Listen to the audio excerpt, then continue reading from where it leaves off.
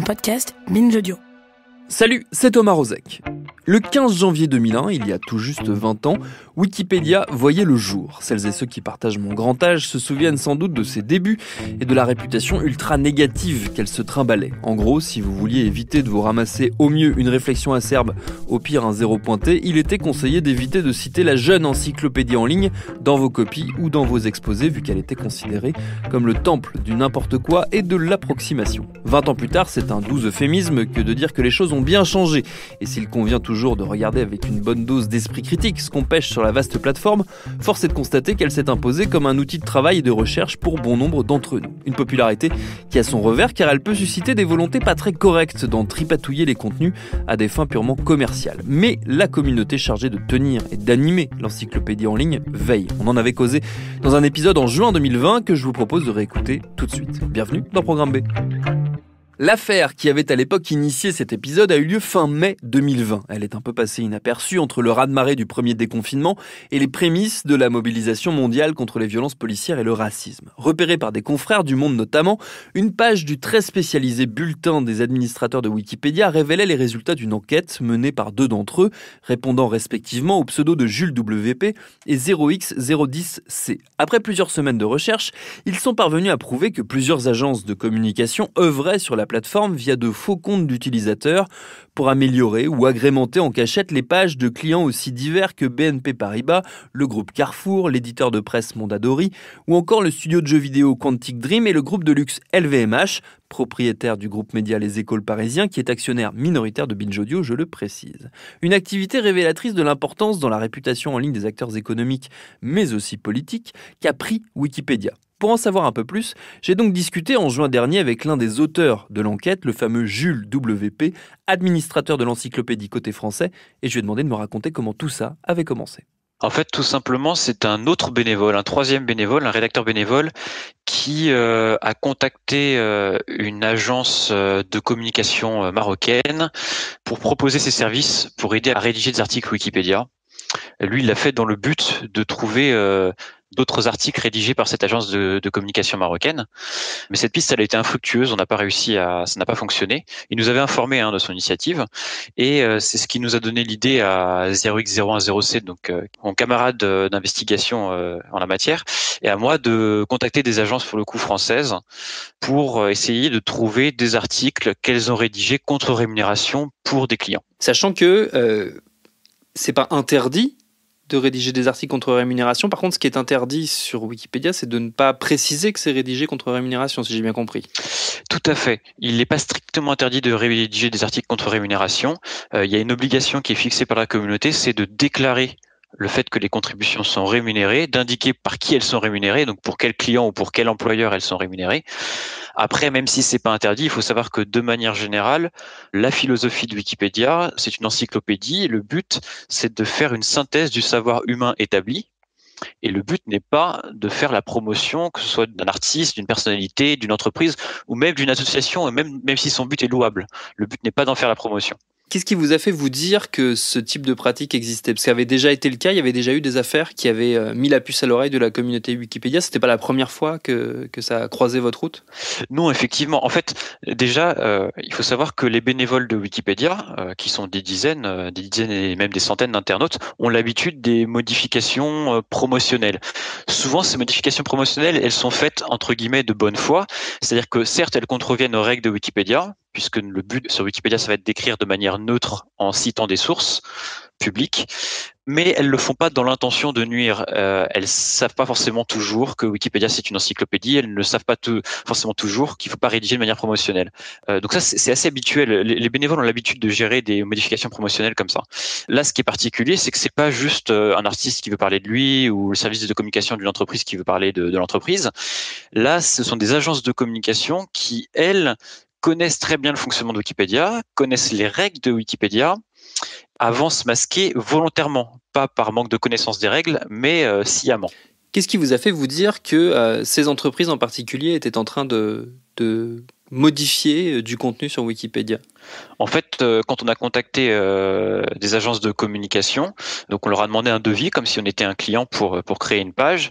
On leur a posé la question de savoir quels étaient s'ils avaient d'autres exemples de clients. Et c'est comme ça qu'on a pu savoir sur pour certaines d'entre elles sur quels articles elles avaient déjà contribué. Et à partir de là, on a pu remonter via les historiques des articles, parce qu'il faut savoir qu'en fait, sur Wikipédia, chaque article dispose d'un historique qui compile l'ensemble des modifications successives apportées à l'article. Et cet historique est public. Il n'est pas nécessaire de créer un compte sur Wikipédia. N'importe quel lecteur peut le consulter. En haut d'une page, il y a toujours un petit onglet historique. Et du coup, en fouillant dans ces historiques, vous êtes tombé sur quoi ? Eh bien, on est tombé sur des modifications promotionnelles, mais souvent relativement subtiles. C'est-à-dire que, comme je le disais, les bénévoles ont l'habitude des modifications promotionnelles, mais en général, les gens, comme ils ne connaissent pas les règles de Wikipédia, c'est très franchement promotionnel. C'est du contenu très publicitaire avec un ton promotionnel en lui-même, alors que là, comme ce sont des agences qui connaissent les règles de Wikipédia, elles jouent avec les règles. Donc pour nous, elles savent que si elles font des textes très promotionnels, elles vont être repérées immédiatement. Donc les ajouts sont beaucoup plus subtils. Et il y a même une agence qui nous a expliqué par téléphone, et c'était, on est resté un peu bouche bée avec 0x010c. Elle nous a expliqué que c'était impossible de supprimer un contenu qui serait négatif sur une entreprise. C'était pas possible parce que les modérateurs le verraient. Et que donc, elle préférait procéder par ajout d'informations positives qui allaient finalement faire en sorte que l'information négative se retrouve noyée dans du contenu qui est positif. C'est quel type de clients qu'elles ont, ces entreprises ? C'est sur quel type de contenu, quel type de page qu'elles sont intervenues ? Alors ça a presque été une surprise, mais finalement on n'a rien eu dans le domaine politique. On n'a pas du tout eu de personnalité politique, alors que personnellement je me serais attendu à ce qu'il y en ait quelques-unes quand même. Non, c'est quasiment que des entreprises ou des personnalités du monde des affaires, donc des chefs d'entreprise.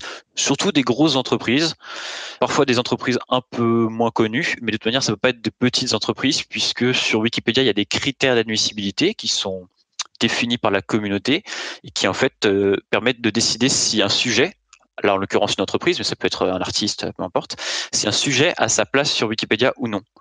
Donc forcément, les petites entreprises de base n'ont pas leur place sur Wikipédia, donc forcément. Voilà. Quel intérêt elles ont, ces entreprises, à faire appel à ces agences ? C'est de la e-réputation pure et dure ? C'est de la promotion ? On a du mal à le savoir. Ça dépend des cas. Il y a des cas dans lesquels c'est de la e-réputation, c'est-à-dire qu'il va s'agir parfois de supprimer quand même quelques informations un peu négatives ou en tout cas de les noyer, comme je le disais tout à l'heure, dans des informations positives. Parfois, c'est pas franchement de la e-réputation, c'est plus de la communication, s'assurer qu'il y a une jolie page Wikipédia. Sauf que souvent, ça passe par des ajouts qui sont soit promotionnels, c'est-à-dire avec un ton promotionnel, soit des ajouts qui sont pas forcément encyclopédiques. Par exemple, détailler tel nouveau produit de l'entreprise, tel nouveau partenariat, alors que Wikipédia, c'est une encyclopédie. Le but est de faire la synthèse du savoir sur l'entreprise, pas de rajouter toute son actualité au fil de l'eau.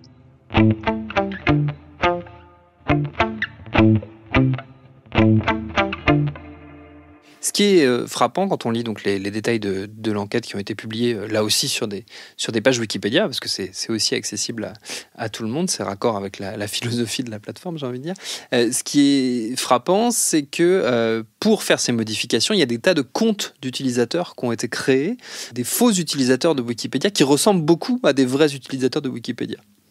Oui, c'est ce qui nous a interpellé aussi, c'est que pour certaines agences, les pages, ce qu'on appelle nous des pages utilisateurs, qui sont en fait des pages de profil de ces comptes qui ont été créés, ces pages sont un peu construites comme celles des bénévoles, avec un internaute qui dit qu'il est prof ou étudiant dans telle université, un autre qui dit qu'il adore la pêche à la mouche. Enfin, vraiment des petites anecdotes qui laisseront penser à un profil de bénévole, alors qu'en réalité, c'est un compte parmi plusieurs qui appartient à une agence de communication, sachant qu'en plus, il y a une autre règle sur Wikipédia qui est qu'il est interdit d'utiliser plusieurs comptes pour une même personne, interdit d'utiliser plusieurs comptes sur un même article. En l'occurrence, c'est ce qui s'est passé là. C'est ce qui s'est passé. Il y a plusieurs agences qui ont utilisé plusieurs comptes pour intervenir sur un même article. Comment vous avez réussi à déterminer quels comptes étaient des faux et quels comptes pouvaient potentiellement être de vrais utilisateurs ? Comment vous avez fait le tri ?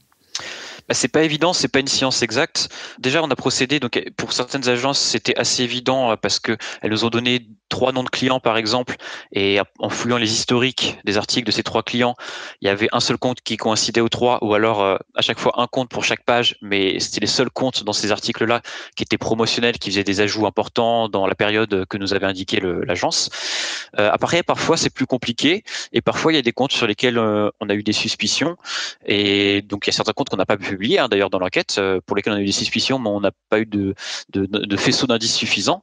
Il faut aussi savoir que Donc on analyse le ton des contributions. Parfois on regarde aussi, ça peut être intéressant, la plage horaire de contribution, si les comptes contribuent pendant les horaires de bureau ou en dehors. Mais il peut y avoir des faux positifs jusqu'à une agence où les salariés contribuent en dehors. On regarde aussi, parfois on peut avoir des éléments techniques, c'est-à-dire qu'il y a des bénévoles sur Wikipédia qui ont accès, donc ils sont 5 sur Wikipédia en français, ils ont accès aux adresses IP qu'utilisent les comptes. Donc moi j'ai pu faire des requêtes tout simplement à un vérificateur d'adresse IP. Je lui ai demandé est-ce que tel compte égale tel compte, et il me répond oui ou non. Et donc comme ça je peux savoir si ce sont des comptes qui abusent, qui sont à plusieurs sur une même page ou pas. Est-ce qu'elles ont réagi, ces agences, une fois qu'elles ont su qu'elles s'étaient fait attraper en gros par la communauté? Pour l'instant, sur Wikipédia, elles n'ont pas réagi. Je viens de voir qu'il y a eu un article de presse dans Numérama où la journaliste a essayé de contacter les 3 agences. Il y en a une seule qui a répondu positivement, enfin qui a accepté de répondre.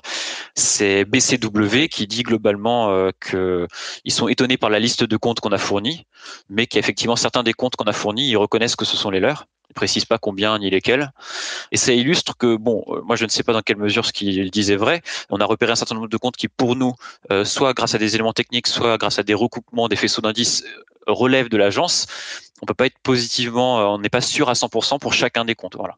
Et au sein de la communauté Wikipédia, parce que c'est une communauté qui communique énormément, qui discute beaucoup, que ce soit pour construire les pages. D'ailleurs, on peut le voir quand on remonte les fils de discussion. C'est parfois assez marrant de voir les accrochages qu'il peut y avoir sur des points très très spécifiques. Mais de manière générale, c'est une communauté qui discute beaucoup entre elles de la vie de Wikipédia. Comment ça a été accueilli ce travail d'enquête ? Je rebondis quand même juste sur ce que tu viens de dire. C'est vrai que la communauté discute beaucoup parce que la communauté fonctionne de manière horizontale. C'est-à-dire que Wikipédia, contrairement à beaucoup de structures de notre société, n'a pas de rédacteur en chef, n'a pas de chef en fait.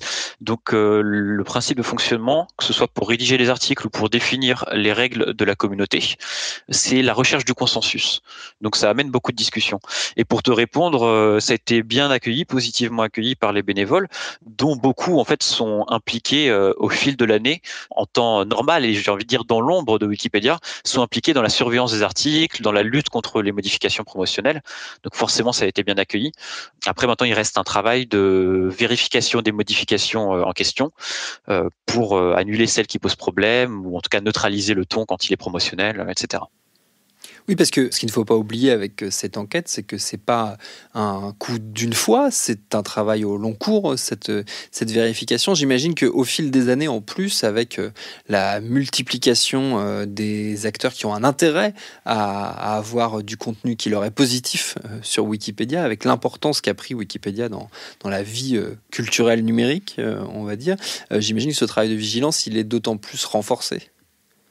Oui, après ça fait effectivement des années qu'il y a des modifications promotionnelles et les Wikipédiens se sont organisés. Donc il y a eu cette règle sur la déclaration obligatoire des contributions rémunérées en 2014 qui fait suite en fait à un scandale un peu similaire à celui d'aujourd'hui, mais qui était cette fois-ci sur Wikipédia en anglais.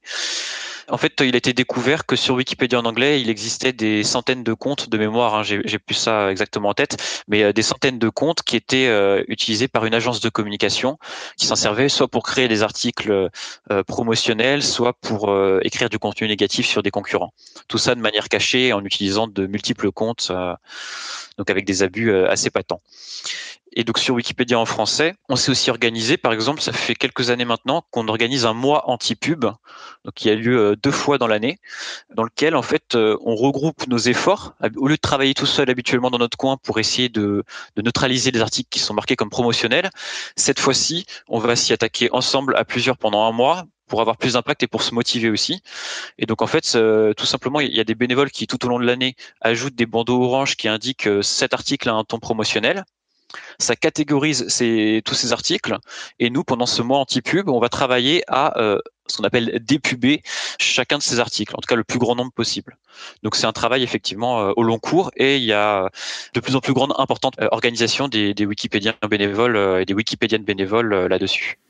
Tu notais tout à l'heure, et c'est vrai que c'est un peu quelque chose auquel on pense assez rapidement quand on suit l'actualité. C'est vrai qu'on peut s'étonner du fait de ne pas voir d'acteurs politiques dans la liste des comptes que toi et ton camarade avez trouvé, ou dans la liste des contenus modifiés que vous avez retrouvés dans l'enquête.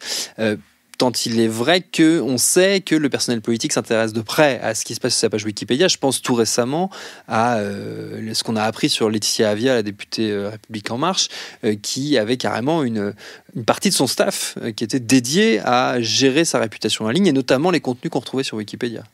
Tout à fait. Effectivement, on n'a pas vu d'agence de communication qui rédigeait pour des députés ou du personnel politique. En revanche, comme tu le notes, il est très très très courant. Alors ça a été sur le devant de l'actualité avec Laetitia Avia, mais en fait c'est quelque chose que les bénévoles de Wikipédia voient, si ce n'est quotidiennement, très régulièrement. Ce sont des modifications qui consistent, surtout sur des pages de députés, mais aussi sur d'autres élus, à soit ajouter plein de contenus plutôt positifs, le compte rendu des propositions de loi qu'ils ont faites, etc. Soit parfois à supprimer carrément des mises en cause judiciaires, des condamnations judiciaires, des articles de Mediapart ou d'autres titres de presse d'investigation. Et ça, ce sont des choses qui touchent tout le spectre politique, de l'extrême gauche à l'extrême droite. C'est assez généralisé, mais c'est quelque chose d'assez quotidien. Et pour le coup, comme ce sont des modifications qui sont assez peu subtiles, elles sont très facilement remarquées par les bénévoles. Donc, dans l'immense majorité, elles sont annulées dans les secondes, minutes ou au maximum heures qui suivent. Alors que ce qu'il y a de particulier là, nous, avec les agences de communication, c'est qu'elles connaissent bien les règles et du coup jouent avec les règles de Wikipédia et arrivent à être plus subtiles et parfois, pas toujours, à échapper à la surveillance des bénévoles.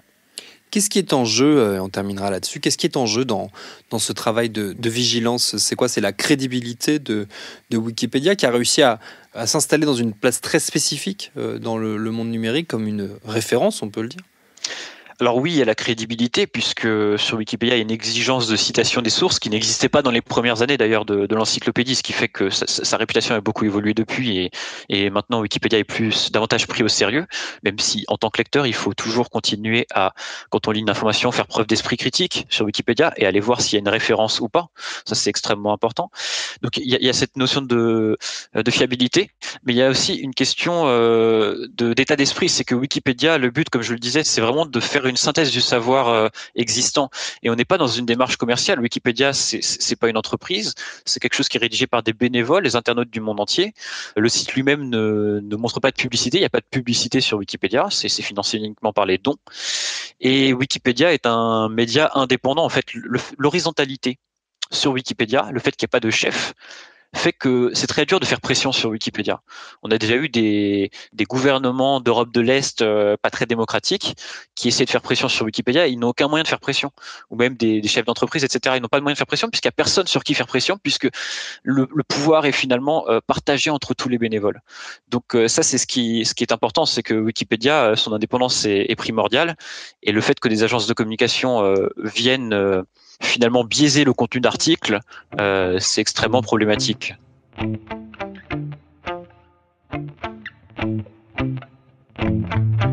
Et notez que la politique n'est pas totalement absente de cette affaire, puisqu'on trouve tout de même dans la liste des contenus aux modifications suspectes la page du Togo, d'où a été notamment supprimée la mention d'un rapport d'Amnesty International critiquant les pratiques électorales du président actuel. Merci à Jules WP pour ses réponses. Programme B, c'est un podcast de Binge Audio préparé par Lauren Bess, réalisé par Mathieu Thévenon et Alexandre Ferreira. Abonnez-vous sur votre appli de podcast préféré pour ne manquer aucun de nos épisodes. Facebook, Twitter, Instagram pour nous parler. Et à demain pour un double épisode hors série.